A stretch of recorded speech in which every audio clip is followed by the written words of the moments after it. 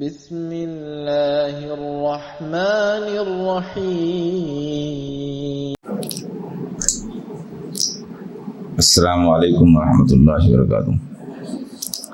ان الحمد للہ نحمده ونستعینه ونستغفره ونعوذ باللہ من شرور انفسنا ومن سیئات اعمالنا من يهده الله فلا مضل له وما يضلل فلا هادي له واشهد ان لا اله الا الله وحده لا شريك له واشهد ان محمدا عبده ورسوله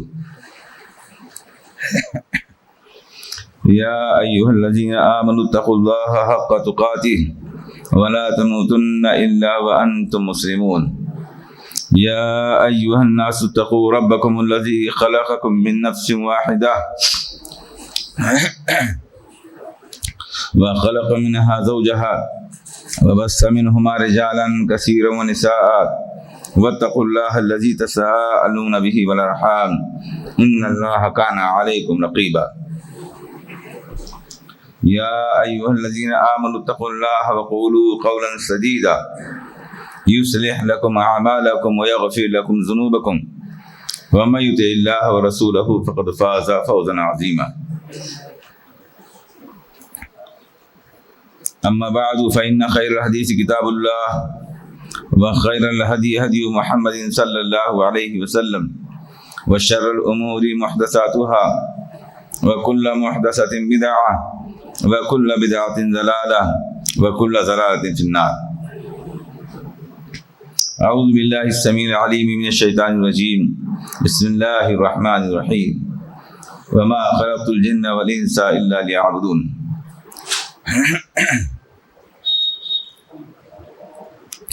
تمام قسم کی تعریفات و توصیفات اللہ رب العالمین ہی کے لیے لائق و زیبا ہے، جس نے ہم سب کو نہایت ممتاز اور اشرف مخلوقات میں متعین فرمایا۔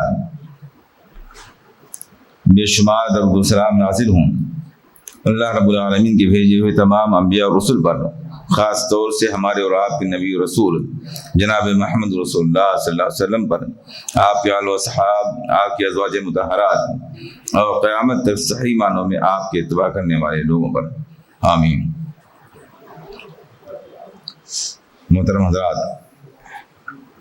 سب سے پہلے تو میں معذرت خواہ ہوں، زبان میں چھالے ہیں، شاید کچھ بات سمجھنے میں آپ کو دقت آئے یا مجھے کچھ بولنے میں دقت آئے، تو اس تعلق سے میں سب سے پہلے معذرت خواہ ہوں۔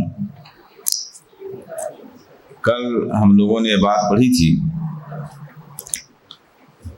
کہ اللہ رب العالمین نے ہمیں اور آپ کو عبادت کے لیے پیدا کیا ہے، اور عبادت کی بہت سی قسمیں ہیں، انہی قسموں میں سے اسلام، ایمان، احسان بھی ہے، اسی طرح انہی قسموں میں سے دعا اور خوف بھی ہے۔ یہ سب عبادت کی قسمیں ہیں، انہیں اللہ کے علاوہ کسی اور کے لیے انجام دینا درست اور جائز نہیں ہے۔ اگر ان میں سے کوئی بھی کام عبادت کی غرض سے اللہ کے علاوہ کسی اور کے لیے انجام دیا جائے تو وہ شرک ہے، انجام دینے والا آدمی مشرک ٹھہرتا ہے۔ کل آپ کے سامنے خوف کی قسمیں بیان کی گئی تھیں، اور یہ بتلایا گیا تھا کہ طبعی خوف ہے جسے قطعاً کسی نے بھی شرک قرار نہیں دیا ہے،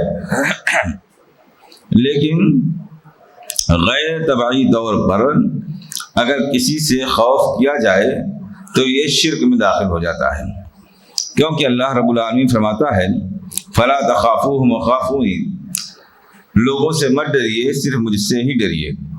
تو خوف ایک عبادت ہے جو اللہ رب العالمین کے علاوہ کسی اور کے لیے انجام دینا درست نہیں ہے۔ خوف جو اللہ رب العالمین ہی کا حق ہے، اس کی بھی دو قسمیں ہیں، ایک پسندیدہ خوف اور ایک غیر پسندیدہ خوف۔ اللہ رب العالمین سے جو خوف انسان کھاتا ہے وہ بھی دو قسم کا ہے، ایک وہ جو شریعت کی نظر میں پسندیدہ ہے، دوسرا وہ جو پسندیدہ نہیں ہے۔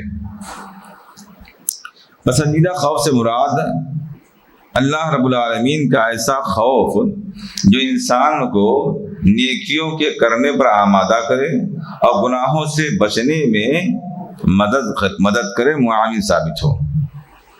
ایسا ڈر اللہ رب العالمین کا ہو کہ گناہوں سے آدمی دور رہے اور نیکیوں کی رغبت پیدا ہوتی رہے، یہ پسندیدہ خوف ہے۔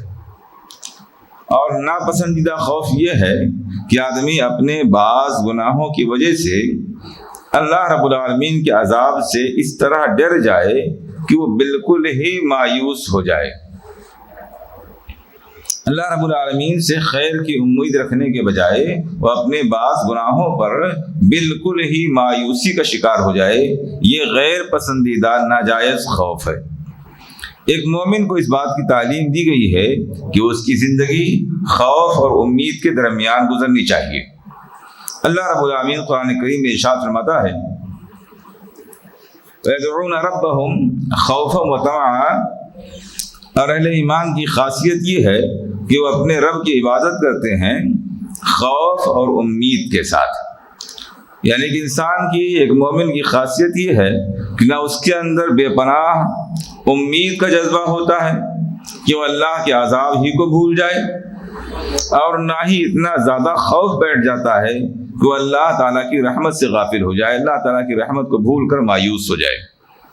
دونوں کے درمیان اعتدال ہونا چاہیے، ایسی امید ہونی چاہیے جس کی وجہ سے اللہ رب العالمین سے مغفرت کی لو لگائے، توبہ استغفار کرے، گناہوں کا جذبہ، گناہوں سے دور رہنے کا جذبہ پیدا ہو، اور ایسا خوف ہونا چاہیے کہ جس سے مایوسی کی کیفیت پیدا نہ ہونے پائے۔ امید اور خوف کے درمیان ایک مومن کی زندگی گزرنی چاہیے۔ مؤلف رحمہ اللہ نے عبادت کی جو اور دوسری قسمیں بیان کی ہیں، انہی میں سے ایک قسم امید بھی ہے۔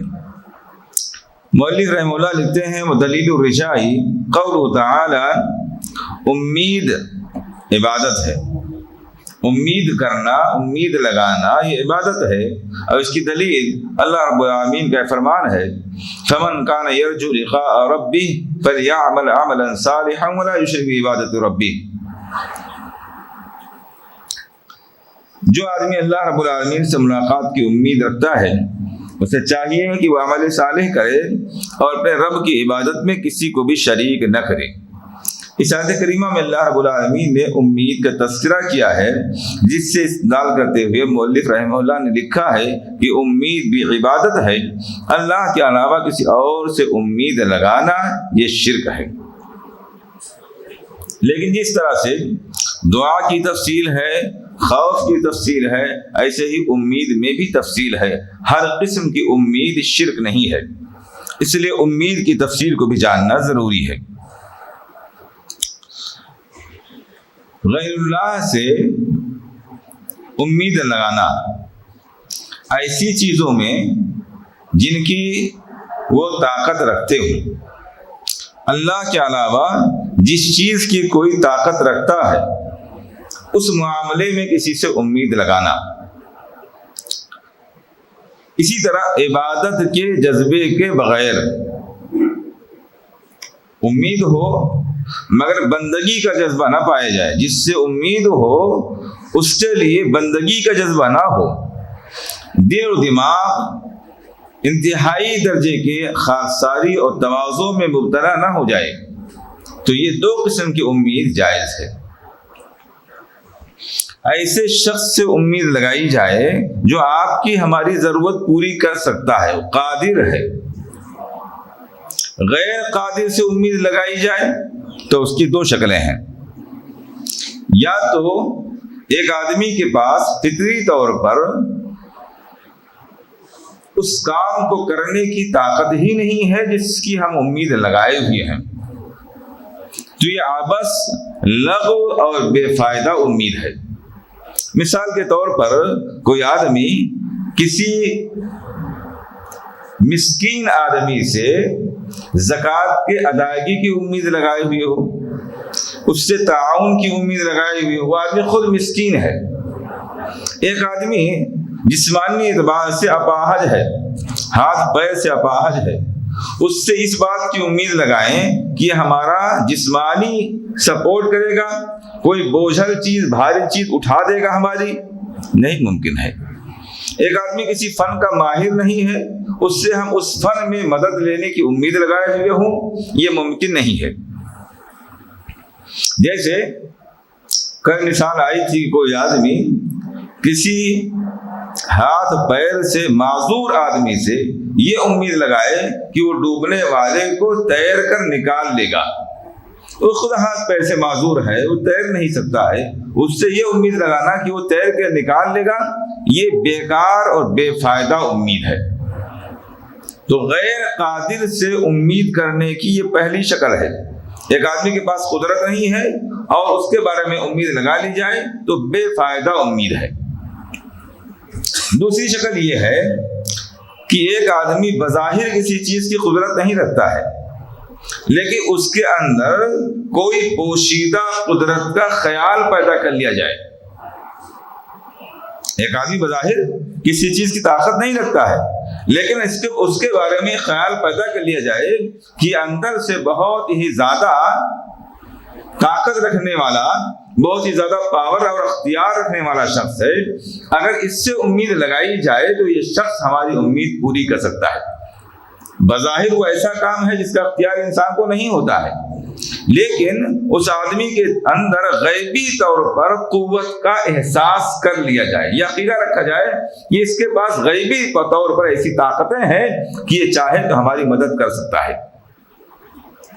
مثال کے طور پر کسی آدمی کو بارش کی ضرورت ہے، وہ جانتا ہے کہ بارش برسانا انسان کی قدرت میں نہیں ہے، لیکن وہ کسی بزرگ سے یہ امید لگائے ہوئے ہو کہ اگر ہم اس کو خوش کر لیں، یہ اس سے ہم گزارش کریں تو اس کے پاس اندرونی طور پر ایسی طاقتیں اور قدرتیں ہیں کہ بارش برسا سکتا ہے۔ ایسی امید جس کی استطاعت انسان نہیں رکھتا ہے، لیکن اس کے اندر غیبی طور پر استطاعت کا خیال اور عقیدہ بنا لیا جائے، یہ ایسی امید ہے جو انسان کو شرک میں مبتلا کر دینے والی ہے۔ عام طور سے جو اولیاء اور بزرگوں اور قبروں کے افراد سے لوگوں کی امیدیں ہیں وہ اسی قسم کی ہیں۔ ایک آدمی وفات پا چکا ہے، وہ ہماری بات سن بھی نہیں سکتا ہے۔ ایک آدمی اپنی زندگی میں اس لائق نہیں تھا کہ وہ کسی کو اولاد دے سکے، کسی کو مال و دولت دے سکے، اب اس کی وفات کے بعد میں آدمی اس کو پکارتا ہے اولاد کے لیے، صحت کے لیے، بارش کے لیے، بیماریوں سے بچنے کے لیے، یہ سوچتے ہوئے کہ اس کے اندر غیبی طور پر ایک پاور ہے، قوت ہے جس کے ذریعے یہ ہماری مدد کر سکتا ہے۔ اس میں دو قسم کا شرک پایا جاتا ہے۔ ایک تو وہ آدمی انتقال کر چکا ہے، ہماری بات سن نہیں رہا ہے، پھر بھی اس کو پکارا جا رہا ہے، تو پکارنے کا شرک پایا گیا۔ جہاں سے آدمی سن نہیں سکتا وہاں سے اس کو پکارا جائے، گویا آدمی یہ سمجھتا ہے کہ اللہ کی طرح یہ دور و قریب کی بات سن رہا ہے، تو یہاں ایک شرک پایا گیا۔ دوسرا شرک یہ کہ جس کام کی طاقت انسان کے اندر نہیں ہے، اپنے طور پر اس کے اندر اس کی غیبی قوت کا تصور کر لینا، یہ دوسرا شرک ہے۔ تو جائز امید کی شکل یہ ہے کہ آدمی قادر آدمی سے امید رکھے، جس کے پاس کسی چیز کی طاقت ہے اسی چیز کے بارے میں امید رکھے۔ دوسری شکل کیا ہے؟ اس کے سامنے عبادت اور بندگی نہ کرے، اپنے دل کے اندر اس شخص کے بارے میں اللہ رب العالمین کی طرح سے تواضع اور خشوع اور خضوع اور ڈر اندر سے پیدا نہ کرے۔ اگر کسی آدمی سے کوئی امید وابستہ کر لی جائے اور اس کے تعلق سے دل میں بندگی کے جذبات پیدا ہو جائیں، عاجزی اور تواضع اور انکساری کے جذبات انتہا درجے تک پہنچ جائیں، تو ایسی امید بھی شرک ہے۔ تو جائز امید کی شکل کیا ہے؟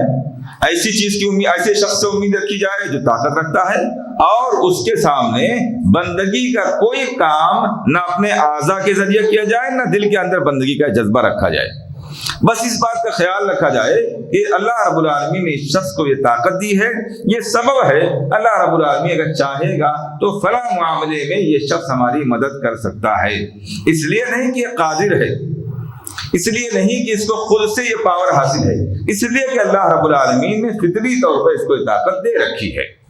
یہ تصور کرتے ہوئے اگر کسی سے امید رکھی جائے تو یہ امید جائز ہے۔ اس کے علاوہ اگر کسی غیر قادر سے امید رکھی جائے یا قادر سے کوئی امید رکھی جائے لیکن اس کے لیے عبادت اور بندگی کے جذبات دل میں پیدا ہو جائیں تو یہ امید شرک ہے، ایسی امید بھی شرک ہے۔ پھر امید کی دو قسمیں ہیں۔ اللہ رب العالمین سے جو امید کی جاتی ہے وہ بھی دو قسم کی ہیں، ایک پسندیدہ امید، جائز امید، اور ایک ناجائز امید۔ جائز امید یہ ہے کہ انسان اپنے ایمان اور عمل صالح کے بعد اللہ رب العالمین سے خیر کی امید رکھے۔ ایمان اور عمل صالح کے بعد اللہ رب العالمین سے خیر کی امید رکھے، یہ جائز ہے۔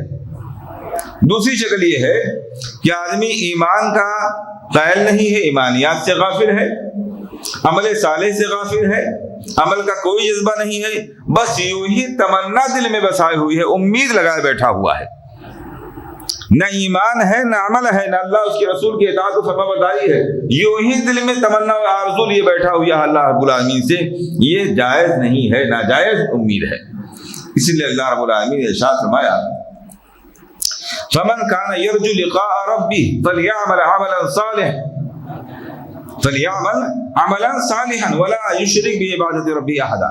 جو آدمی اپنے رب سے ملاقات کی امید رکھتا ہے اسے چاہیے کہ یوں ہی آرزوئیں نہ دل میں بسائے رکھے بلکہ اپنے رب سے اچھی امید رکھنے کے لیے وہ ایمان اور عمل صالح بھی انجام دیتا رہے۔ ایمان اور عمل صالح کے بغیر یوں ہی تمنا اور یوں ہی آرزو کر رہا ہے تو یہ آرزو، یہ تمنا غیر پسندیدہ ہے، شریعت کی نظر میں یہ ناجائز ہے۔ آرزو ہو مگر ایمان اور عمل صالح کے ساتھ۔ عبادت کی تیسری قسم ہے توکل۔ مؤلف رحمہ اللہ لکھتے ہیں کہ توکل بھی عبادت کی قسموں میں سے ایک قسم ہے۔ توکل کیا ہے؟ کسی پر بھروسہ کرنا، اعتماد کرنا، اسی کو کافی اور قادر سمجھتے ہوئے۔ کون سا توکل عبادت ہے؟ اللہ رب العالمین پر اس طرح بھروسہ کرنا کہ اسی کو تمام چیزوں کے لیے کافی سمجھا جائے اور قادر سمجھا جائے۔ وہ قادر مطلق ہے، یہ سمجھ کر اس پر بھروسہ کیا جائے، اسی کی مدد کافی ہے، کسی اور کے مدد کی ضرورت نہیں ہے، کسی اور کو ذریعہ و وسیلہ بنانے کی ضرورت نہیں، اس کو کافی اور قادر سمجھتے ہوئے اس پر توکل کیا جائے، یہ توکل عبادت ہے۔ اگر اس قسم کا توکل اللہ کے علاوہ کسی اور کے لیے پیدا ہو جائے، اللہ کے علاوہ کسی اور کے لیے اس طرح بھروسہ پیدا ہو جائے کہ اس شخص کو تمام معاملات کے لیے کافی سمجھ لیا جائے، بس یہی کافی ہے، اس کے علاوہ کسی اور سے کچھ کہنے یا اللہ رب العالمین سے لو لگانے یا اس سے دعا کرنے کی ضرورت ہی نہیں، اسی پر بھروسہ کر لینا کافی ہے۔ اس طرح غیر اللہ پر توکل کر لیا جائے یا غیر اللہ کو قادر مطلق سمجھتے ہوئے اس پر توکل کر لیا جائے، فلاں کام کے لیے اس آدمی کے پاس مکمل اختیار ہے، مکمل قدرت ہے، اس لیے اس پر بھروسہ ہے، یہ سمجھ کر کے توکل کر لیا جائے تو یہ توکل اللہ کی عبادت میں غیر اللہ کو شریک کرنا ہے۔ یہ پوری دنیا سبب ہے، یہ پوری دنیا سبب ہے، دنیا کی کسی بھی چیز کو سبب سے آگے بڑھا کر کے مسبب الاسباب سمجھ لینا یہ شرک اکبر ہے۔ پوری دنیا سبب ہے، تمام چیزیں، بیماری کے لیے ہمارا دوا علاج کرنا یا کسی شخص سے کوئی مدد طلب کرنا یا کسی شخص سے کوئی امید رکھنا یا کسی شخص پر کوئی توکل رکھنا، یہ سب سببی ہے۔ یہ خیال نہیں ہونا چاہیے کہ یہ سب خود سے قادر مطلق ہے، اصل قادر مطلق اللہ رب العالمین ہے۔ یہ پوری دنیا سبب ہے، اللہ تعالیٰ جس کو چاہے گا ہمارے لیے بطور سبب مفید بنا دے گا، خود سے اس دنیا کی کوئی چیز ہمارے کام نہیں آ سکتی ہے، نہ نفع دے سکتی ہے نہ نقصان دے سکتی ہے۔ یہ معاملہ توکل کا بھی ہے۔ اگر اللہ رب العالمین کی ذات کے علاوہ کسی پر ایسا بھروسہ رکھا جائے کہ اس کو کافی اور قادر مطلق سمجھ لیا جائے تو اللہ رب العالمین کی ذات میں شرک پیدا ہو جائے گا۔ اللہ رب العالمین فرماتا ہے وَعَلَى اللَّهِ فَتَوَكَّلُوا إِن كُنتُم مُؤْمِنِينَ، اور اللہ رب العالمین ہی پر بھروسہ کرو اگر تم مومن ہو. اگر ایمان والے ہو تو اللہ پر بھروسہ کرو. اگر اللہ کے علاوہ دوسروں پر بھی اللہ کی طرح بھروسہ کر رہے ہو تو اس کا مطلب ایمان والے نہیں ہو. دوسری جگہ اللہ تعالیٰ فرماتا ہے وَمَن يَتَوَكَّلْ عَلَى اللَّهِ فَهُوَ حَسْبُهُ، اور جو آدمی اللہ رب العالمین پر توکل کر لیتا ہے تو اللہ ہی اس کے لیے کافی ہو جاتا ہے. یعنی کافی ہونا، قادر ہونا یہ صرف اللہ کی صفت ہے. کسی اور پر اس طرح توکل کر لیا جائے کہ اس کو کافی اور قادر سمجھ لیا جائے تو اللہ کی صفت میں غیر اللہ کو شریک کرنا ہو گیا، اور ایسا شخص شرک میں داخل ہو جائے گا. شیخ ابن عثیمین رحمہ اللہ نے شرح کرتے ہوئے لکھا ہے وَاعْلَمْ أَنَّ التَّوَكُّلَ أَنْوَاعٌ، معلوم ہونا چاہیے کہ توکل کی بھی بہت سی قسمیں ہیں. لکھتا ہے توکل علی اللہ تعالی وَهُوَ مِن تَمَامِ الْإِيمَانِ وَعَلَامَاتِ صِدْقِهِ. پہلی قسم ہے اللہ رب العالمین پر توکل کرنا. یہ ایمان کو مکمل کرنے کا اہم حصہ ہے. یعنی اگر کوئی شخص اللہ کی ذات پر کامل توقع نہیں رکھتا ہے تو اس کا ایمان کامل نہیں ہو سکتا ہے.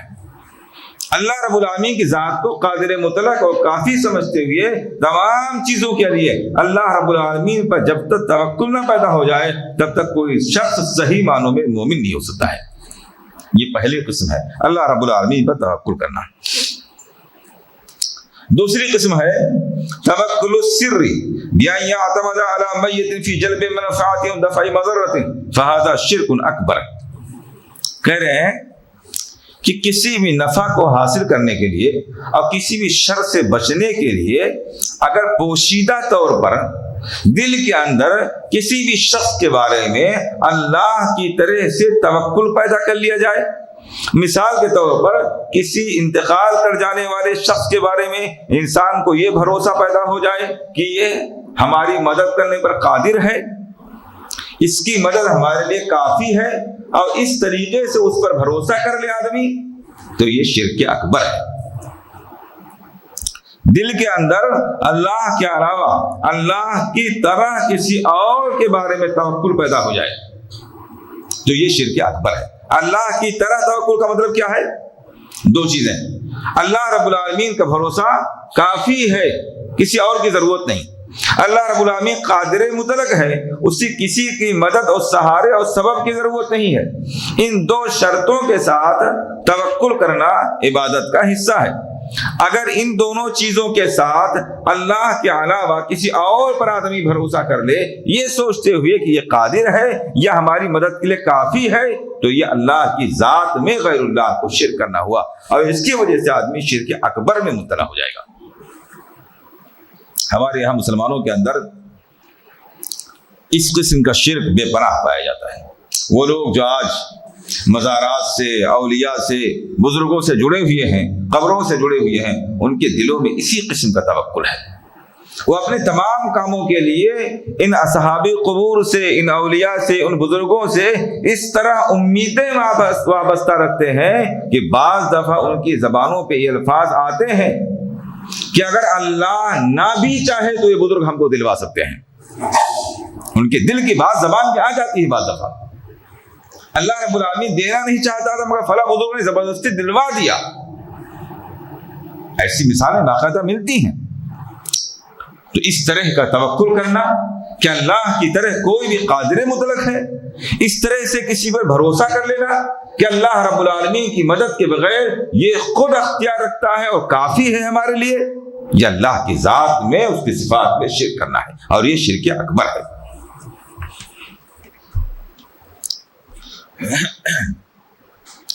ولا فرق بین ان یکون نبیا او ولیا او طاغوتا عدوا للہ تعالی. اس میں کوئی فرق نہیں ہے کہ اس طرح کا توکل کسی نبی پر ہو، کسی ولی پر ہو، یا کسی شیطان سے ہو. کسی بھی شخص سے اللہ کی طرح توکل پیدا ہو جائے تو آدمی شرک میں مبتلا ہو جاتا ہے، چاہے کتنی ہی بڑی شخصیت کے بارے میں توکل کیوں نہ پیدا ہو جائے. یہ بات بہرحال ہمارے آپ کے لیے بھی بہت عبرت کی ہے کہ دنیا کے لوگوں پر بھروسہ صرف اس اعتبار سے رکھا جائے کہ وہ سبب ہیں، ان کو کافی اور قادر سمجھتے ہوئے اگر بھروسہ کر لیا جائے تو یہ شرک ہے. کریں توکل کی تیسری قسم ہے اللہ کے علاوہ کسی غیر پر کسی ایسے کام کے بارے میں بھروسہ کرنا جس کی وہ طاقت رکھتا ہے، جس معاملے میں وہ ہماری آپ کی مدد کرنے پر طاقت رکھتا ہے، اس معاملے میں اس پر بھروسہ کر لینا۔ لیکن جس معاملے کی طاقت ہے اس میں بھروسہ کرنا، لیکن اس بھروسے کے ساتھ دل میں یہ خیال پیدا کر لینا کہ اس کی شخصیت ہم سے بہت بلند و بالا ہے، بہت پہنچا ہوا آدمی ہے، بڑا بزرگ ہے، اور یہ عام مخلوقات سے بڑھ کر کے کچھ زیادہ اختیارات رکھتا ہے، تو یہ بھی شرک ہے۔ بھروسہ ایسی چیز کے بارے میں ہے جس کی وہ طاقت رکھتا ہے، لیکن اس بھروسے کے ساتھ ساتھ دل میں یہ خیال پیدا ہو جائے کہ یہ عام مخلوق سے بڑھ کر کچھ طاقت رکھتا ہے، یہ بہت پاورفل ہے، اندر سے یہ شعور اور خیال پیدا ہو جائے۔ تو ابن عثیمین رحمہ اللہ کہتے ہیں کہ اگرچہ اس شخص نے اللہ کی طرح اس بندے پر توکل نہیں کیا ہے، لیکن جس قسم کا توکل کیا ہے اگر اسی طرح وہ غیر اللہ پر توکل کرتا رہے گا تو بہت ممکن ہے کل وہ شرک اکبر میں مبتلا ہو جائے۔ اس لیے ایسا توکل بھی شرک اصغر ہے۔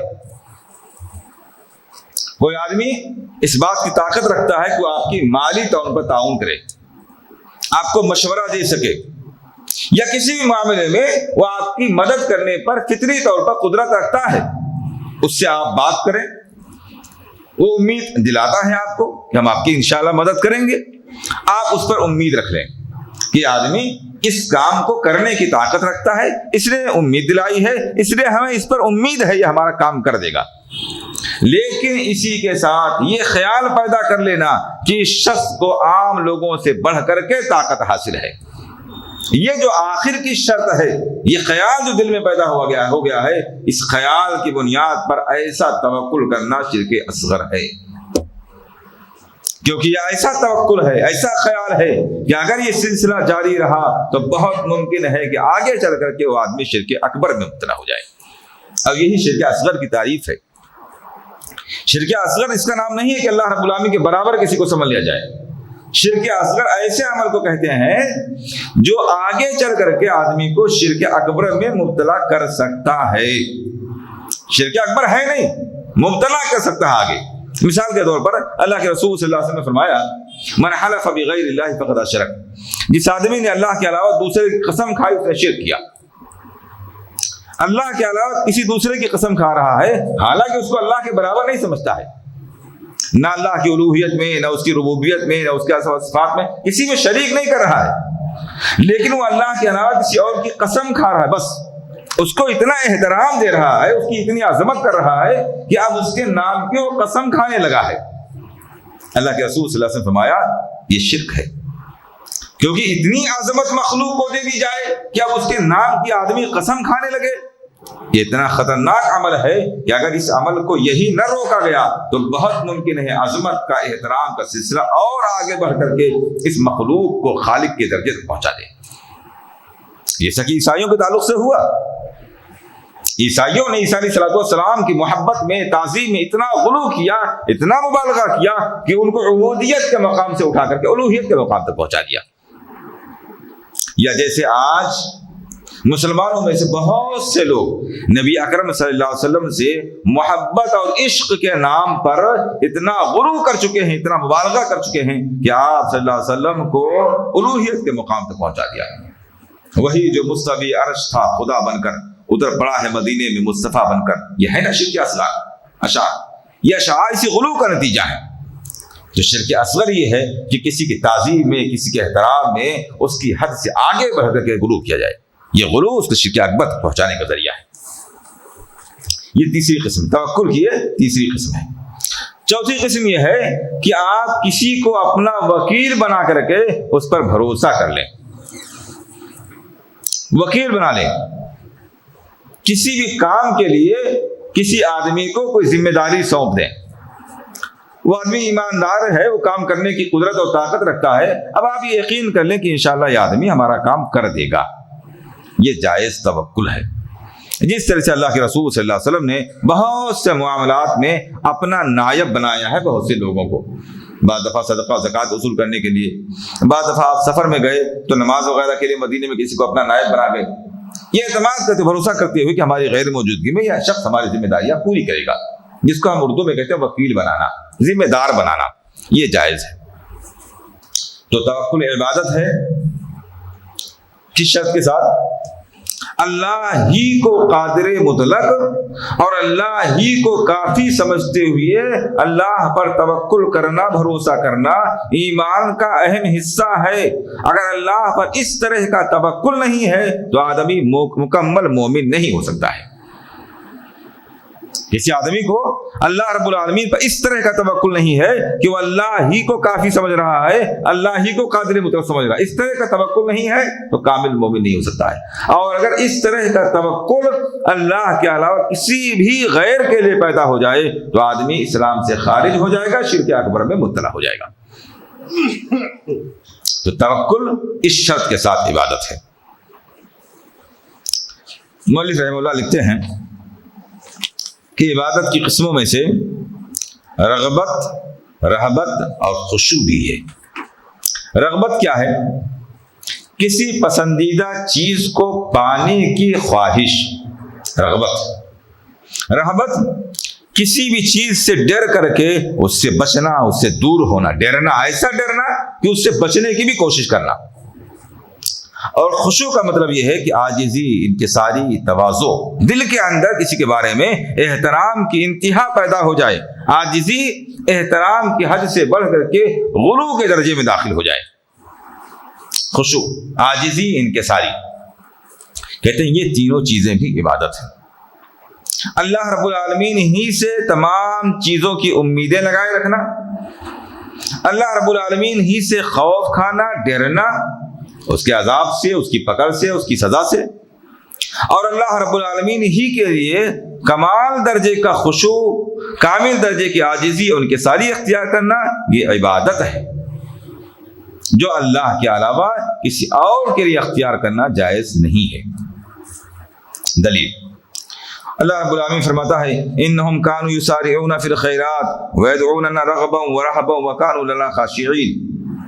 اہل ایمان وہ ہیں جو خیر کے معاملے میں جلدی کرتے ہیں، خیر کے معاملے کو انجام دینے میں سستی اور غفلت میں مبتلا نہیں ہوتے ہیں، اس لیے کہ موت تیزی کے ساتھ ہمارا آپ کا پیچھا کر رہی ہے، یہ نہیں معلوم کب وہ ہم کو پکڑ لے گی۔ اس لیے جو آدمی اللہ پر اور موت کو، آخرت کے دن پر یقین رکھتا ہے، وہ خیر کے کاموں میں سستی نہیں کرتا ہے، جلد سے جلد اسے انجام دینے کی کوشش کرتا ہے، کیونکہ اسے نہیں معلوم کہ اگلے پل وہ زندہ بھی رہے گا، خیر کا کام کر بھی سکے گا یا نہیں کر سکے گا۔ تو اہل ایمان کی علامت ہے یسارعون فی الخیرات، نیکی کے کاموں میں وہ جلدی کرتے ہیں، ویدعوننا رغبا ورہبا، اور اللہ رب العالمین فرماتا ہے کہ وہ ہم کو پکارتے ہیں، ہم سے دعا کرتے ہیں، ہم سے خیر کی امید رکھتے ہوئے اور ہمارے عذاب سے ڈرتے ہوئے۔ تو معلوم یہ ہوا کہ اہل ایمان کی نشانی ہے کہ وہ اللہ رب العالمین ہی سے خیر کی امید رکھتے ہیں اور اللہ رب العالمین ہی کے عذاب سے ڈرتے بھی ہیں۔ وَقَالُوا لَنَا خَاشِعِينَ، اور اہل ایمان ہمارے لیے عاجزی، انکساری اور تواضع اختیار کرنے والے ہیں۔ اللہ رب العالمین نے اس آیت کریمہ میں خوف کو، رغبت کو اور خشوع کو ذکر کیا ہے اور اسے اہل ایمان کی علامت قرار دیا ہے۔ معلوم یہ ہوا کہ عبادت کا، ایمان کا، عقیدے کا ایک اہم حصہ ہے جسے اللہ رب العالمین نے یہاں بیان فرمایا ہے۔ بہرحال یہ چیزیں بھی امید لگائے رکھنا، خالص امید، ڈرنا، کامل درجے کا خشوع اور عاجزی انکساری، یہ عبادت ہے۔ اللہ کے علاوہ کسی اور سے اس طرح کی امید لگائے رکھنا کہ اسے ذاتی طور پر فائدہ پہنچانے والا سمجھ لینا، کسی طرح سے کسی شخص سے کسی کام میں اس طرح امید لگائے رکھنا کہ اللہ کی مرضی کے بغیر اسے فائدہ پہنچانے والا تصور کر لیا جائے، یہ اللہ کی عبادت میں شرک ہے۔ کوئی بھی آدمی اللہ کی مرضی کے بغیر ایک ذرے کا فائدہ نہیں پہنچا سکتا ہے، کسی بھی شخص کو کسی بھی معاملے میں اللہ کی مرضی کے بغیر ایک ذرے کا بھی فائدہ پہنچانے والا اگر سمجھ لیا جائے، ایک ذرے کے فائدے کی امید اس طرح وابستہ کر لی جائے، یہ اللہ کی صفت میں غیر اللہ کو شریک کرنا ہے۔ ایسی امید، ایسی رغبت، ایسی خواہش، ایسی تمنا صرف اور صرف اللہ رب العالمین سے ہی رکھی جا سکتی ہے۔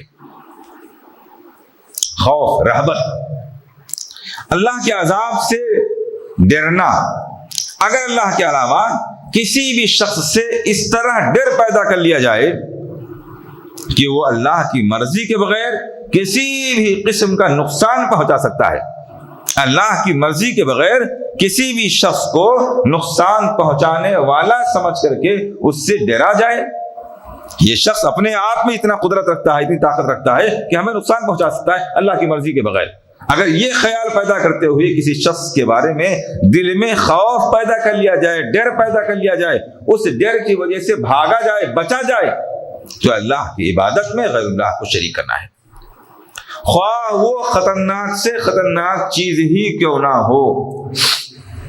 مثال کے طور پر آگ میں جلانے کی طاقت ہے، زہریلے جانور میں ڈسنے کی طاقت ہے، سانپ میں کاٹنے کی طاقت ہے، چھری میں کاٹنے کی صلاحیت ہے۔ ان تمام چیزوں میں سے کسی بھی چیز سے اس طرح ڈرا جائے، یہ خیال کرتے ہوئے ڈرا جائے کہ یہ تمام چیزیں اللہ کی مرضی کے بغیر بھی نقصان پہنچا سکتی ہیں۔ آگ میں جلانے کی صلاحیت ہے، اب اس سے اس طرح ڈرا جائے کہ اللہ چاہے نہ چاہے بہرحال اس کے اندر طاقت ہے جلانے کی، یہ اللہ کی ذات میں شرک ہے۔ چاقو میں کاٹنے کی صلاحیت ہے، یہ خیال پیدا کر لیا جائے کہ یہ اس کی اپنی صلاحیت ہے، اللہ کی مرضی کے بغیر بھی یہ کاٹ سکتا ہے، یہ اللہ کی ذات میں شرک ہے۔ سانپ زہریلا جانور ہے، اس سے ڈرنا چاہیے، بچنا چاہیے۔ حدیث میں آیا کہ نماز کے دوران بھی اگر سانپ یا زہریلا جانور نظر آ جائے تو نماز چھوڑ کر پہلے اس کو قتل کیا جائے، ڈرنے اور بچنے کا حکم ہے۔ لیکن یہ خیال پیدا کر لیا جائے کہ یہ جانور زہریلا ہے، اس کے اندر ڈسنے کی طاقت ہے، یہ اللہ کی مرضی کے بغیر بھی مجھے ڈس کر کے نقصان پہنچا سکتا ہے۔ اللہ کی مرضی کے بغیر کسی بھی شخص کو ایک ذرے کا نقصان پہنچانے والا سمجھ کر کے اس سے ڈرا جائے، اس سے بچا جائے، اس سے بھاگا جائے، یہ اللہ کی ذات میں شرک ہے۔ اسی لیے اللہ رب العالمین نے بہت سے مواقع پر ایسی مثالیں قائم کی ہیں جس سے انسان کو اس بات کا یقین ہو جائے کہ ساری دنیا اللہ رب العالمین کے لیے صرف سبب ہے، اللہ کی مرضی کے بغیر کائنات کی نہ کوئی چیز ہمیں فائدہ پہنچا سکتی ہے اور نہ نقصان پہنچا سکتی ہے۔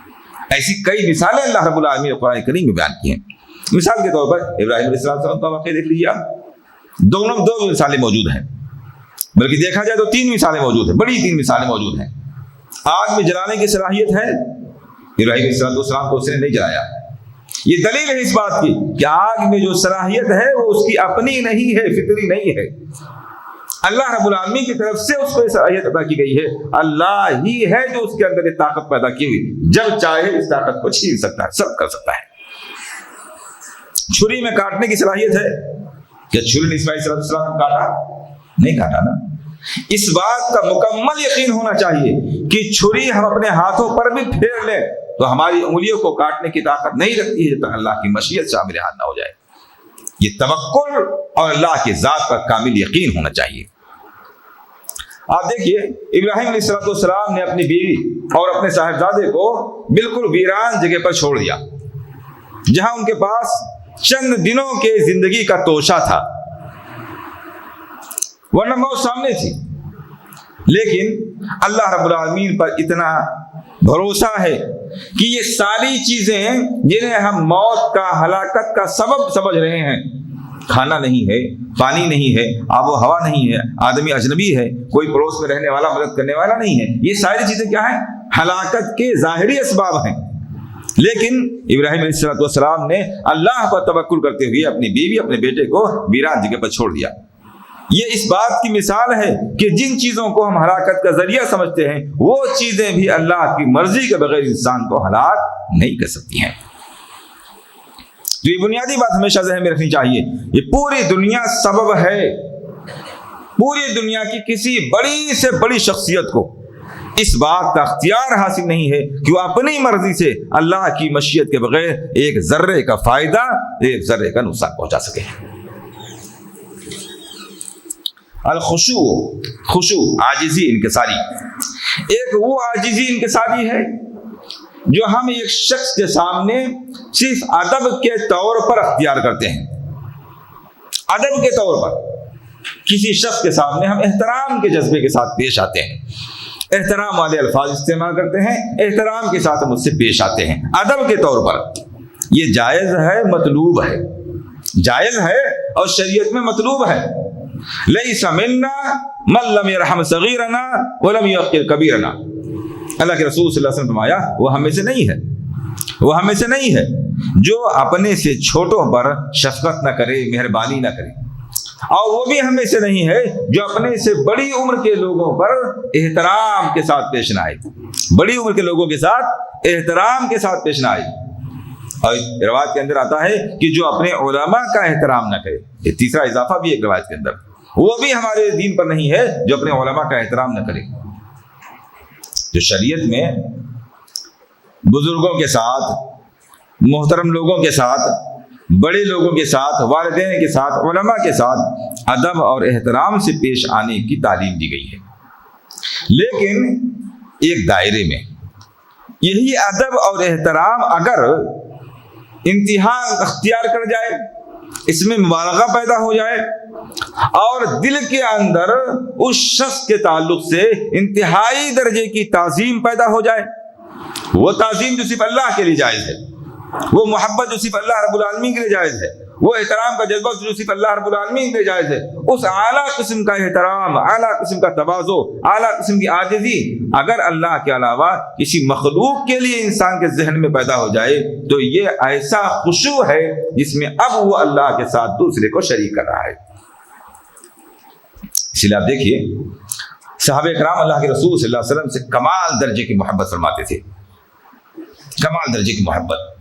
روایات پڑھیے، صحابہ کرام کا طریقہ پڑھیے، راویوں نے بیان کیا کہ ہم نے بادشاہوں کے درباروں کو دیکھا ہے لیکن اس طرح کی تعظیم کرتے ہوئے ہم نے درباریوں کو بھی نہیں پایا ہے۔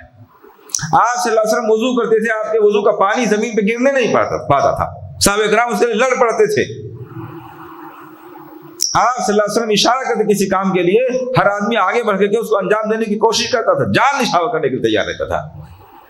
لیکن یہی صحابہ کرام جب اللہ کے رسول صلی اللہ علیہ وسلم سے عرض کرتے ہیں کہ اللہ کے رسول صلی اللہ علیہ وسلم ہم چاہتے ہیں کہ جس طرح سے تمام بادشاہوں کو ان کی رعایا سجدہ کرتی ہے احترام کے طور پر، ایسے ہم بھی آپ کو سجدہ کیا کریں، تو اللہ کے رسول صلی اللہ علیہ وسلم منع فرما دیا اور فرمایا کہ اگر میں کسی کے لیے کسی کو سجدہ کرنا جائز قرار دیتا تو خواتین کو، بیویوں کو یہ حکم دیتا کہ اپنے شوہروں کو سجدہ کریں، مگر اللہ کے علاوہ کسی اور کے لیے سجدہ جائز نہیں۔ کیا یہ سجدے تعبدی تھا؟ کیا صحابہ کرام یہ پوچھنا چاہتے تھے کہ اللہ کے رسول صلی اللہ علیہ وسلم میں عبادت کی غرض سے آپ کو سجدہ کرنا چاہتا ہوں؟ کیا ایسا تھا؟ کیا صحابہ کرام اللہ کے رسول صلی اللہ علیہ وسلم سے یہ کہہ رہے تھے کہ میں عبادت کے طور پر آپ کو سجدہ کرنا چاہتا ہوں؟ نہیں نا، کیونکہ وہ بھی جانتے تھے کہ عبادت صرف اللہ کا حق ہے۔ یہ کون سا سجدہ تھا؟ سجدے تعظیمی۔ ہم آپ کی عظمت میں، آپ کی محبت میں، آپ کی عاجزی میں، آپ کی انکساری میں یہ چاہتے ہیں کہ تعظیم کے طور پر، محبت کے طور پر، احترام کے طور پر، انکساری و تواضع کے طور پر آپ کو سجدہ کیا کریں، عبادت کے طور پر نہیں، محبت و تعظیم کے طور پر آپ کو سجدہ کریں۔ یہ سوال تھا نا، اللہ کے رسول صلی اللہ علیہ وسلم نے منع فرما دیا۔ اس کا مطلب یہ ہوا کہ احترام اور تعظیم کا بھی ایک دائرہ ہے، اس دائرے سے آگے بڑھ جانا، غلو کر جانا، اللہ رب العالمین کے لیے جو انکساری، جو عاجزی، جو تعظیم، جو محبت، جو احترام ہے، اس درجے کا کسی اور کے لیے استعمال کرنا، یہ اللہ رب العالمین کی ذات میں شرک ہے، اور ایسا کرنے والا شخص دائرہ اسلام سے خارج اور شرک اکبر میں مبتلا ہو جاتا ہے۔ اس لیے دل کے احساسات اور جذبات کو بھی کنٹرول میں رکھنا، دل کے احساسات میں بھی خالق اور مخلوق کے درمیان فرق پیدا کیے رکھنا بہت ضروری ہے۔ جو احساس، جو جذبہ، جو محبت، جو تواضع، جو انکساری، جو احترام خالق کے لیے دل میں پایا جاتا ہے، وہ کیفیت مخلوق کے لیے کسی بھی صورت میں پیدا نہ ہونے پائے۔ اس بات کا ہمیشہ خیال رکھنا، خالق اور مخلوق کے لیے دل کے جذبات میں بھی فرق کیے رہنا بہت ضروری ہے، ورنہ انسان بعض دفعہ انجانے میں بھی شرک میں مبتلا ہو جاتا ہے۔ تو بہرحال رغبت، رہبت اور خشوع یہ عبادت کا حصہ ہے، اور اس کی دلیل اللہ رب العالمین فرماتا ہے انہم کانوا یسارعون فی الخیرات ویدعوننا رغبا ورہبا وکانوا لنا خاشعین، جو اہل ایمان ہیں وہ نیک کاموں میں جلد بازی کرتے ہیں اور ہم کو یعنی اللہ رب العالمین کو پکارتے ہیں، اس سے دعا کرتے ہیں، اس سے ڈرتے ہوئے، اس سے امید لگائے رکھتے ہوئے، اور اسی کے لیے عاجزی، انکساری اور تواضع اختیار کرتے ہیں۔ یہ عبادت کی چند قسمیں تھیں جو آج بیان ہوئی ہیں، اس کے علاوہ اور بھی کئی قسمیں ہیں جن کا تذکرہ انشاءاللہ مزید آپ کے سامنے آئندہ دروس میں ہوتا رہے گا۔ اللہ رب العالمین سے دعا ہے کہ ہمیں کتاب و سنت کو سننے، سمجھنے، اس پر عمل کرنے اور اس کی دعوت دینے کی توفیق عنایت فرمائے۔ آمین وآخر دعوانا الحمدللہ رب العالمین۔ سبحانک ربنا وبحمدک، اشہد ان لا الہ الا انت، استغفرک واتوب الیک۔ سبحان ربک رب العزۃ عما یصفون وسلام علی المرسلین والحمدللہ رب العالمین۔